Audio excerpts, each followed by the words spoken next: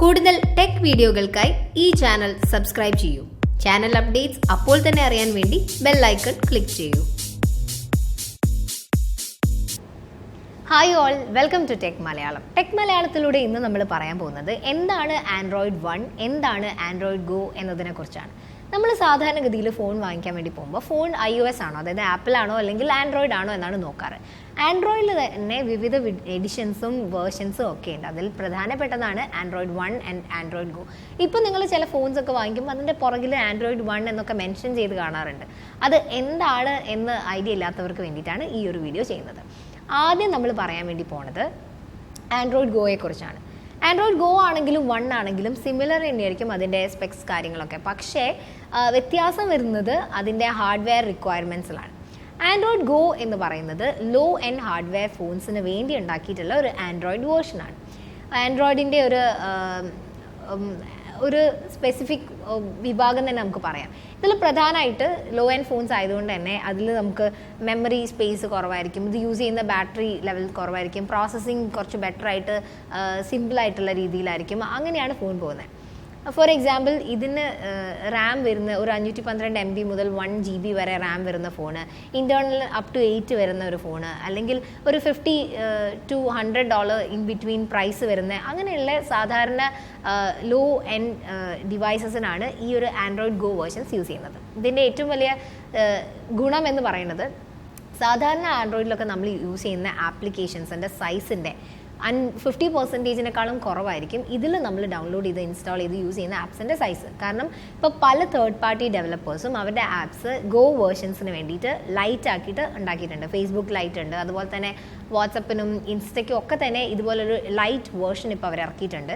കാരണം ഇതുപോലെയുള്ള Android go ഫോൺസിനെ ഉന്നം വെച്ചുകൊണ്ട് അല്ലെങ്കിൽ ലക്ഷ്യം വെച്ചിട്ടാണ് ഇത്തരത്തിലുള്ള ലൈറ്റ് ആപ്ലിക്കേഷൻസ് ഉള്ളത്.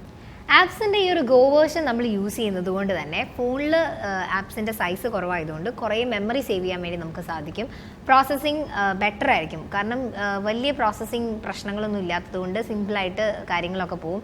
അതുപോലെ ബാറ്ററി ലൈഫ് കുഴപ്പമില്ലാത്ത രീതിയിൽ മുന്നോട്ട് പോകും.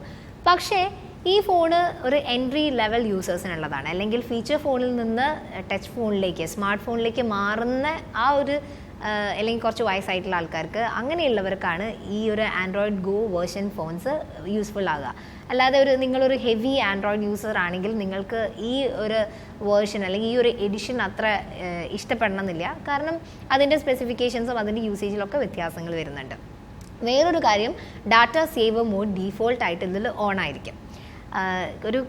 കുറച്ച് സിമ്പിളായിട്ടുള്ള ഫോൺസും എൻട്രി ലെവൽ മോഡൽസും ലോ എൻഡ് ഹാർഡ്വെയർസ് ഒക്കെ ആയതുകൊണ്ട് തന്നെ യൂസ് ചെയ്യുന്ന ഡാറ്റയിലും അതിൻ്റേതായിട്ടുള്ള ലിമിറ്റേഷൻസ് കാര്യങ്ങളുണ്ടാകും. സേവ് ചെയ്യാൻ വേണ്ടി സാധിക്കും.